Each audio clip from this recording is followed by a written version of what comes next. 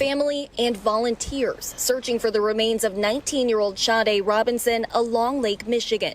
They just want justice. They want justice. This is a horrible thing that happened, and they want justice. It's the same place where someone found Robinson's severed leg April 2nd, one day after investigators say she went on a first date with 33-year-old Maxwell Anderson. Anderson now charged with killing and mutilating Robinson's body. Bit of a bombshell, though. When the DNA tests were done, those little spatters of blood they found on the walls leading out into the basement, not Sade's blood.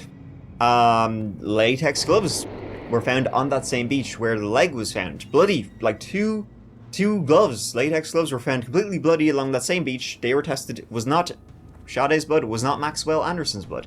In fact, there was a lot of blood found in the vicinity of Maxwell that was not Sade's. So, yeah. It's not like he didn't do it, it's like, what else did he do? Maxwell Anderson was charged with first-degree intentional homicide, mutilating a corpse, and arson of a property other than a building. He refused to speak with the authorities. Now, in the lead-up to the trial, it was thought that his defense would go with the old... he killed her accidentally. You know, they were getting into some kinky stuff. In his little sex dungeon basement, and he accidentally killed her. He panicked, he flipped out, he didn't know what to do, and so, well, he thought the best thing to do, scratching the old noggin, was chop her up and place her body parts around the city of Milwaukee and then burn her car out. I mean, he was panicking, he didn't know what else to do. And sure, isn't that what most people would do, in fairness now, if it was yourself? They thought that would fly. They were severely wrong. After all, though, the videos that show Sade's car driving around after it's believed she was killed, well, it's impossible to tell who the driver even is. At the same time, though, evidence seemed to show he knew exactly what he was doing. Photos were found on his phone. Photos that had been deleted, but, police can always recover them. Photos showed him, groping her unconscious in his house, him groping her, him removing her clothing, him dismembering her. After they'd gone to that second bar, they had gone back to Maxwell's place. Perhaps he drugged her, rendered her unconscious somehow before he killed her, and then, got out the hacksaw. And it would also seem like he had been preparing for something like this, because a friend of Maxwell's would also come forward and speak to the police, and he would say he had been in Maxwell Anderson's house about a month before, early March. He had been down to the sex basement.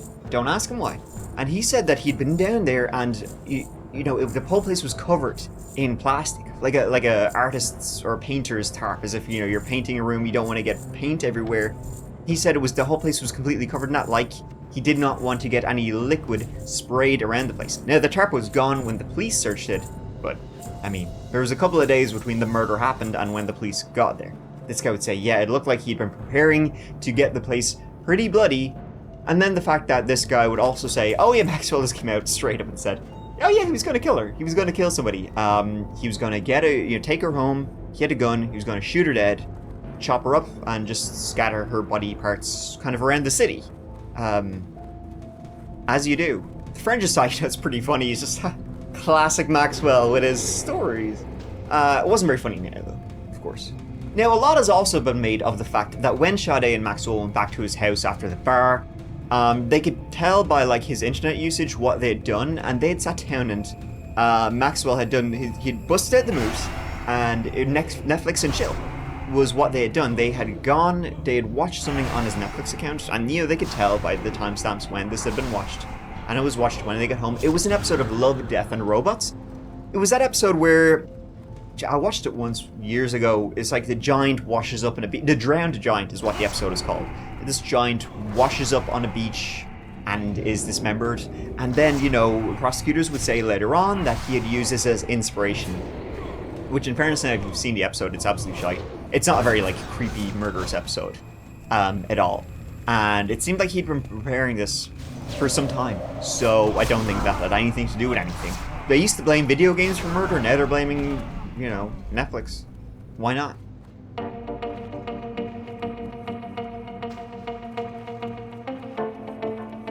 and ask you to do at the end of trial is two things.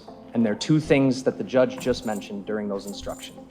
Use your common sense and search for the truth. That is your job.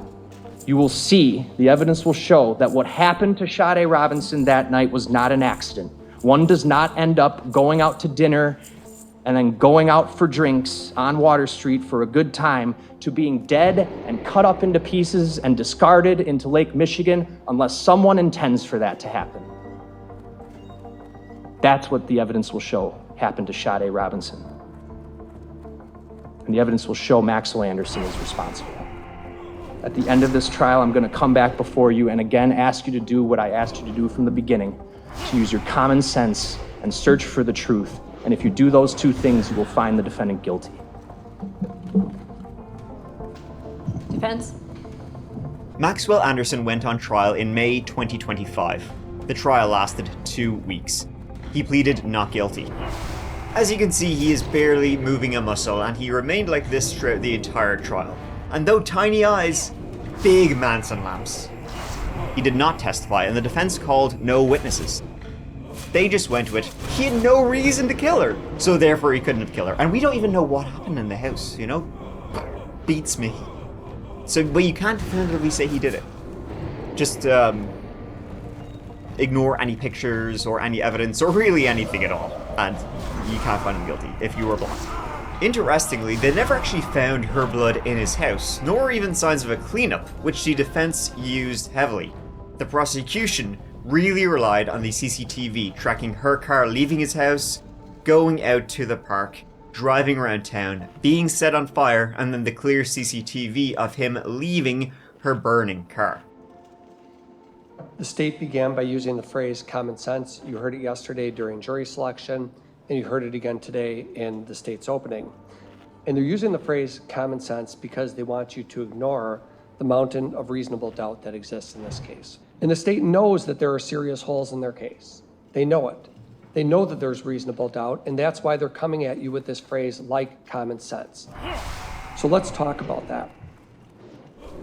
There is absolutely no reason for Max to commit a crime like this. Max brought Sade back to his home and killed her. Why? It's a normal date. They zeroed in on him, they zeroed in on a time frame, and that was all they needed to do.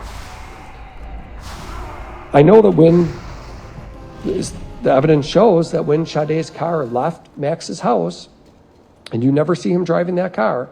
Yeah, as I said, so with all of the wondrous collage of evidence I just went through, it went about as well as you would expect for old Max Shit Anderson.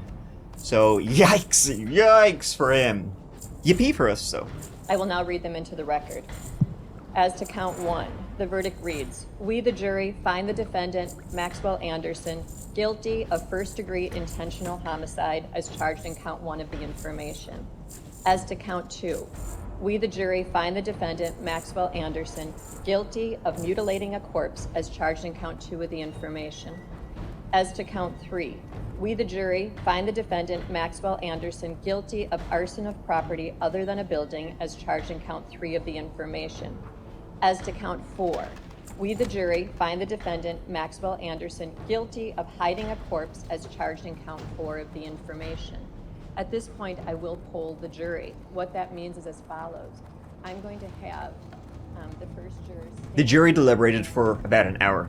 They came back with what you love to see in a case like this, guilty on all counts. Maxwell has not been sentenced yet. That will happen in August of 2025, but he is facing a mandatory life sentence. So why did he do it? He pleaded not guilty, so it's impossible to really know. He had a history of violence, so him freaking out after something going wrong, that makes more sense. But then the friend comes along and says he planned it, had been planning it for a while, because he was a truly twisted monster. That just makes it all the